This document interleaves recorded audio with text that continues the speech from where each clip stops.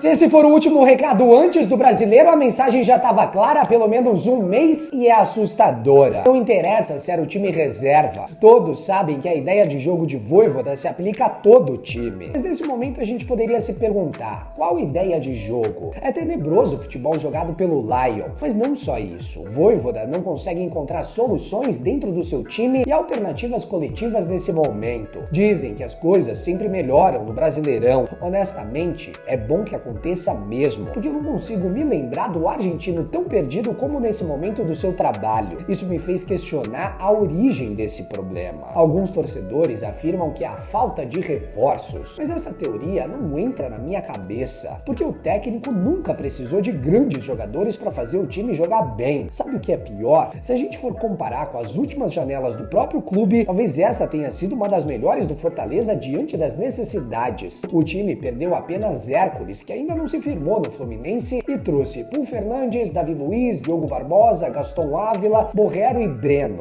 A grande questão é que dessa vez o treinador não tem conseguido encontrar o encaixe que ele sempre encontrou com as novas peças, porque o perfil das contratações segue absolutamente o mesmo. Ao meu ver, a direção de futebol errou ao insistir em contratar jogadores de uma forma insistindo em apostas, mesmo tendo a possibilidade de buscar certezas maiores, mesmo que elas não existam no futebol, mas existem aquelas contratações com a chance de erro menor. Mas o Fortaleza, nos últimos anos, nunca fez isso, e sempre coube ao Vojvoda resolver essa questão, salvo algumas exceções, óbvio. Mas Kusevich, Luquinhas, Rossetto, o próprio Breno Lopes, Kaiser e Felipe Jonathan também são jogadores que se enquadram nesse lugar de apostas, de uma contratação que traz muito mais dúvidas do que certezas, e Vojvoda sempre, em todos os anos e todas as janelas, conseguiu se virar com esses reforços. Dessa vez o trabalho foi feito exatamente da mesma forma, só que de uma forma até premium. A gestão buscou o Davi Luiz, o Gaston Ávila no Ajax, o Pulpo Fernandes, ex-Boca Juniors, o Diogo Barbosa, que tinha mercado após boas temporadas no Fluminense, e vieram as apostas do mercado também, mas ninguém deu certo. A questão que fica é, precisava ser dessa forma nessa temporada? Será que dessa vez, com o maior orçamento previsto na história do clube, com a Libertadores para jogar, não valeria a pena buscar algumas peças mais interessantes no mercado? A solução na janela será Daverson agora, que vai na mesma linha dessas peças? O Gaston até aqui está no top 3 dos piores negócios feitos na janela inteira no país, e não era difícil prever isso. Aos 23 anos, é um jogador que desde 2021 conseguiu fazer uma única temporada em alto nível, e foi no fraquíssimo futebol belga. O Ajax se empolgou, comprou e se arrependeu. Repassou rapidamente para o Fortaleza. Óbvio que os poucos jogos não definem esse jogador, mas parece que o argentino não tem mental. Nesse momento de instabilidade, ele tem jogado tudo pro alto e prejudicado a equipe. Dito isso, o Vojvoda nos últimos anos teve que trabalhar para potencializar talentos com as suas ideias de jogo e um grande repertório, e fez isso com excelência. Para mim, não existe motivos para criticá-lo, mas é que chega uma hora que a limitação grita, e as cobranças agora recaem sobre ele também, de uma forma que não faz nem sentido, porque honestamente o coletivo que sempre teve a força, e quando essas peças não conseguem se encaixar nessa ideia, é impossível o jogo fluir, porque individualmente não existe tanto a apresentar para fazer a diferença nessa equipe.